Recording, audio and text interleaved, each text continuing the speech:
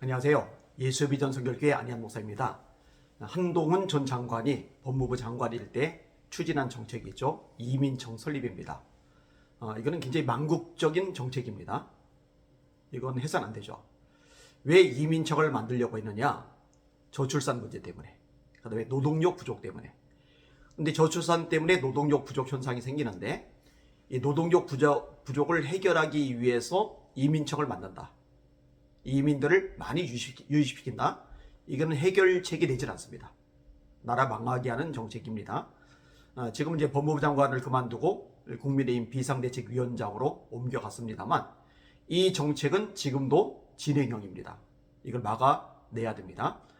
국민주권행동이라는 시민단체가 이 부분에 대해서 시위를 계속하면서 목소리를 내고 있습니다.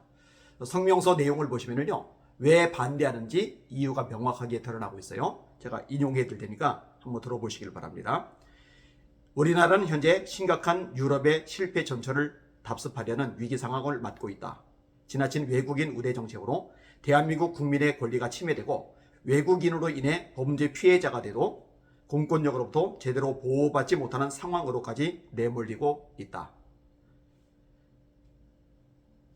맹목적 다문화 미화 정책과 지원 정책으로 인해 자국민보다 외국인을 우대하는 역차별 현상이 공공연히 자행되고 있다. 이는 전적으로 문화 사대주의로 인한 어리석은 서구 문화 추종 강박 심리 때문이다. 우리는 언론 방송과 정치권, 정보 관료들, 학자들의 일방향으로 외국인 유입으로 인한 문제점을 외면하고 장밋빛 환상으로 일관하는 언론 기사와 설익은 정책을 남발하고 엄청난 후유증을 몰고 올 위험한 법률까지 성급히 제정하는 것을 보고 경악을 금할 수 없다. 이는 결국 대한민국의 주인을 대한민국 국민에서 외국인으로 대체하려는 무책임하고 위험한 말상이다. 우리는 이를 결코 자시할 수 없으며 글로벌 다문화주의자들의 반국가적 선동에 속지 말 것을 엄중히 경고하는 바이다. 끔찍한 사건 하나를 인용을 하고 있어요. 우리는 지난 2008년 3월 7일 경기도 양주에서 31세 불법 체류 필리핀 노동자가 성추행을 피해 달아나던 1학년 여중생 강수현 양을 쫓아가 배와 목 등 12차례 흉기로 찔러 살해한 사건이 발생했음에도 언론 방송과 정치권이 쉬쉬하며 덮으려 했던 사실을 잘 알고 있다.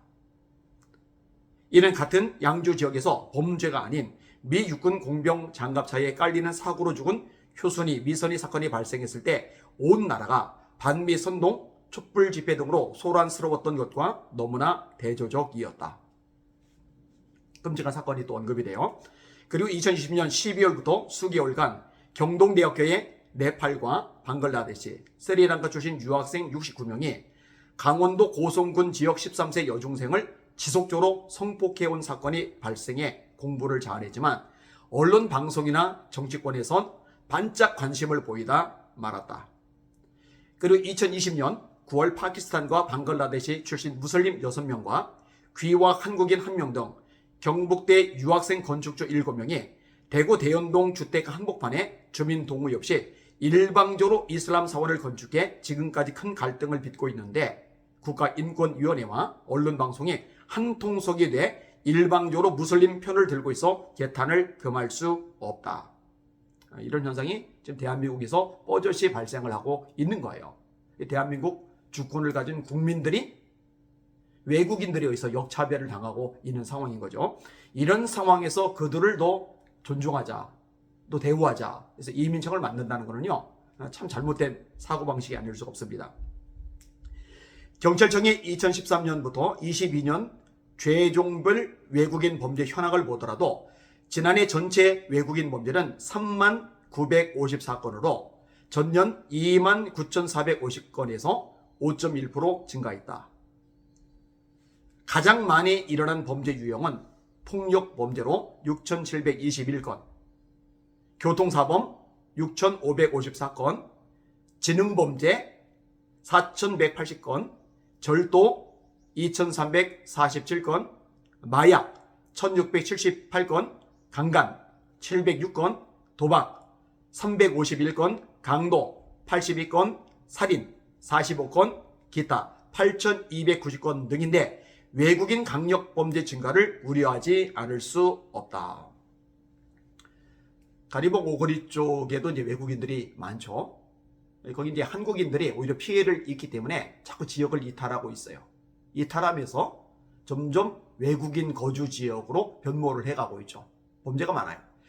최근에도 몇몇 분들 만나서 이야기를 나누는데 거기서 살 수가 없답니다. 무섭답니다. 이런 것들을 왜 방치하는지 모르겠어요. 국가의 법이 제 기능을 발휘하지 못하는 것이고 국가의 공권력이 제 역할을 발휘하지 못하는 거죠. 더 읽을게요. 이런 상황에서 초저 출산 문제와 노동력 부족 문제를 해결하는 방편으로 이민청 신설이 대안이냐 언론 방송에 보도되고 국회의원들마저 이민청 신설 정부조직법 개정안을 발의해 크게 우려하고 있다.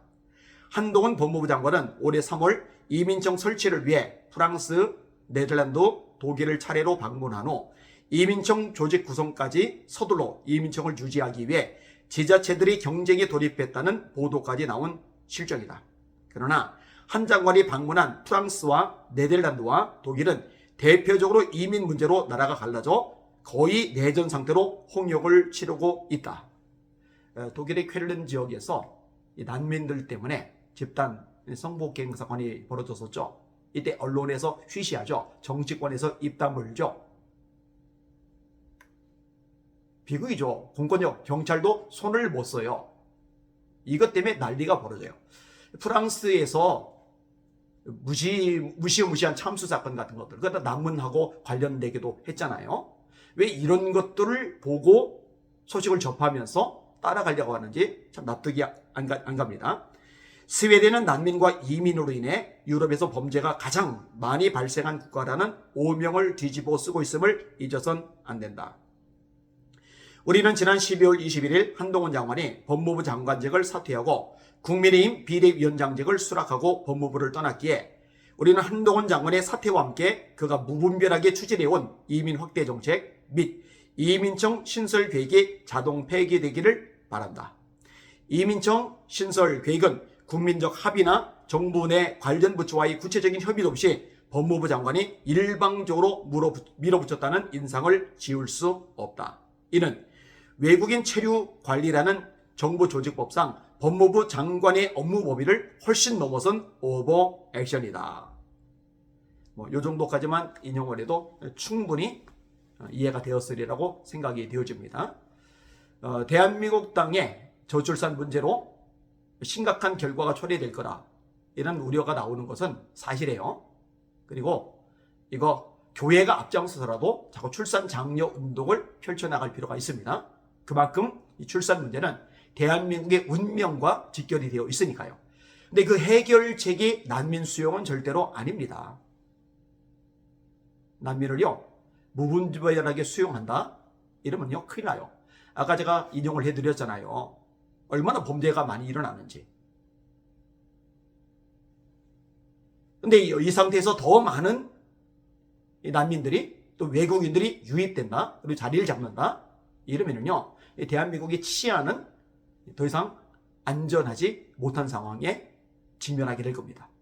이거는 막아야 되겠죠.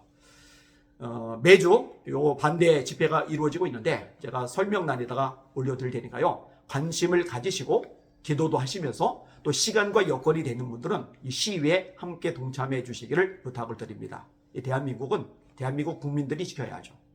특별히 기독교인들이 사명감을 가지고 목소리를 내고 선한 싸움을 싸우고 구체적으로 필요할 때 행동할 수 있는 이런 결단이 필요하다고 생각이 되어집니다. 우리 주님만 바라보고 말씀에 있어서 선한 싸움을 싸워나가는 저와 여러분들 되기를 소망합니다. 날마다 전진하고 승리합시다. 할렐루야.